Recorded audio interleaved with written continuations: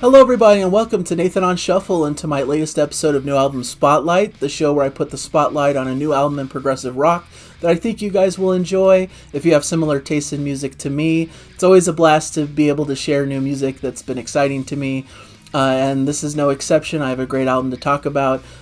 Mainly, I'm just trying to showcase that there's great music being put out today. It's not all just old-fashioned music that came out back in the 70s, that we still have a vibrant progressive rock scene now if you are willing to dive into it and explore it a little bit. But no knocking the old classics. Those are perfect as they are, and it's great to continually revisit those. But I just like to showcase some new bands that have been really exciting me with what they're doing in the more modern scene. So today I have a band called Maya, and their album is called Fading Tomorrow. This is a Hungarian band, and they're very much in line with like that classic symphonic prog that's right up my alley. You know, I think the biggest reference point, and I know a lot of bands probably aren't big fans of constantly being compared to other bands. Like, I've heard some artists saying, why are these reviews like just constantly comparing us to other bands? Why don't they just talk about our unique sound and whatnot? But I think it just helps to give a reference point for people to know what to expect. So to my mind, I think there's a lot here that sounds influenced by the band Yes. And I love Yes. They're one of my all-time favorite bands, and I've talked so much about them on the channel. So that's only a good thing in my mind. I think they have a lot of those qualities, a lot of great uplifting vocals with some really cool vocal harmonies at play, some majestic sounds on the keyboard especially, some really cool, interesting licks on the guitars, some Chris Squire sounding type bass. It's really all there, but they also pepper in a lot of influences from other progressive rock bands. You know, there's definitely some Genesis peppered in there. There's definitely some ELP in the way that the keyboards sound and are played. There's maybe a bit of Kansas in some of the more exploratory passages.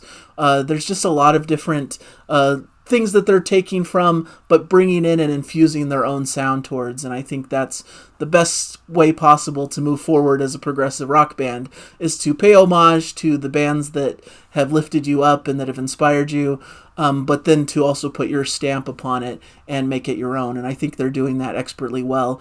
The lineup for this band, please excuse me if I get some of these pronunciations wrong. Like I said, they're a Hungarian band, but we have Zuzu Garda on vocals, a female vocalist who's fantastic at what she does. She's part of what makes this album unique to me. Her voice is very unique and very pleasant and just really powerful and a joy to listen to on this record. We have Gergo Zabo on keyboards and backing vocals. Fantastic keyboard work. I love all of the arrangements and all the sounds. It sounds like that vintage classic progressive rock. You have David Feksky on guitars and backing vocals, some really great guitar moments, some really cool laid back kind of 12-string-ish Genesis moments as well in the mix. Peter Gaztola on bass, who, like I said, feels inspired by Chris Squire in my mind, with some really cool busy bass work, some funky grooves that really add a lot to the lower end of the music. And then we've got Tomas Nadhazi on drums, just really solid, great performer, working in tandem with the bass to just provide some really cool percussion and things like that. So a really fantastic selection of songs here. There's 3 kind of longer tracks peppered throughout, and then 3 shorter tracks. So I like kind of the balance of that. It starts with the longest track on the record, Tomorrow, which passes the 12-minute mark, almost to 13 minutes. We get some nature sounds at the beginning before we get this more majestic, grandiose opening with sweeping guitar leads. Like I said, it brings to mind Yes, especially with kind of the nature-y sound effects and the majestic type of sweeping sounds that they start up with. Moving into more of a rocking vibe with some cool bass work, some really cool piercing synths come over top of that, get some pleasant female vocals on top of the groove that they're building, and there's some just really cool build-ups and soaring vocals and deep bass pedal work before we're led into somewhat of a nice soaring guitar solo. That's the kind of sound you can expect, and I think they do really well blending between these vocal-led sections with some really expert singing from Zuzu, and also having these really fun, busy, but really catchy instrumental parts that really rock out and bring a lot of fun to the equation. So I think it's a good balance of some more meaningful moments, but also some fun rocking moments that really balance it out in a fantastic, fun way. Falling is the next track, one of the shorter tracks, one of the more laid back and maybe moodier tracks, but it builds an emotion. Zuzu has a really excellent vocal performance on this. It's a haunting piece with some really good piano work. And I like how they're able to shift from power to restraint throughout the piece. Mirror is one of the longer tracks. It's just over 9 minutes. Has some jazzy guitar in the opening, kind of a dreamier sequence. Then it leads to those vocal parts. We get some great subtle builds in this track. I think it kind of starts a little bit dreamier and slower, but it picks up pace like in a very slow, methodical way. Some really great drum and bass work and cool vocal harmonies. And there's some fantastic instrumental moments throughout this track. Some fun guitar lines and shining keyboard soloing.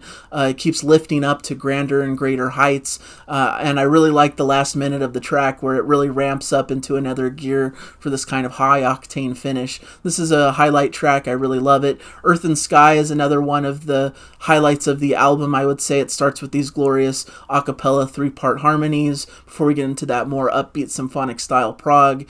There's a bit of a Sound of a Music box that plays and some 12-string style guitars, which brings to mind Genesis, with some flute sounds and maybe a flamenco style to some of the guitar playing.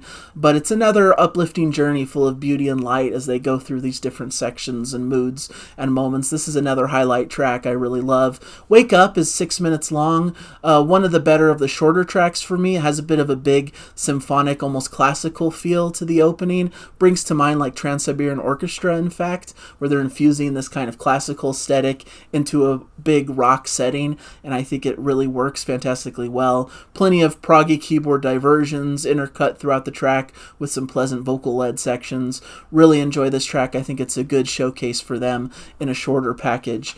And then it ends with You and I, 3 minutes and 9 seconds at the end. Funny maybe nod to Yes, of course, who has the track And You and I, but this is just You and I.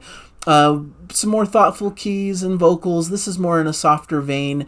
They decide to end the album with more of a powerful short ballad full of beauty and majesty to kind of lead the listener away from this project. Really fantastically done. Some really fun moments throughout the record, and I think it's worth checking out. They remind me a lot of other symphonic bands, like Glass Hammer, perhaps, is a good reference point, who just are able to take this classic symphonic prog that they're influenced by and that they love and bring it into a little bit of a new era with their own flavor. And I like how they combine their influences into something really fun. And yeah, it leans a little bit into that Yes style sound, quite a bit in fact, but I think it works in this context and it just creates for a really fun listen for the Yes fans out there. So hopefully you're intrigued by this review and you want to go check it out. I think it's well worth your time if you're a classic symphonic prog fan. I think there's a lot of fun to be had here on this record. And you know, it is a debut record from them, so maybe it's a little bit raw and unpolished in some fashions. But it shows a lot of promise, and I think it shows that they could really do something exciting in the future if they continue forward and do future records. So really excited for this band, and I think it's going to be a fun one to continue listening to throughout the year. So let me know in the comments if you've heard this. If you have any thoughts, I'd love to hear what you think of this release. If you go check it out, I'd be really excited for that as well. Always support the bands here. That's what I'm all about. So thank you guys so much for joining me for this episode, and hopefully you'll catch me in a future one. Bye, everybody. Enjoy the music.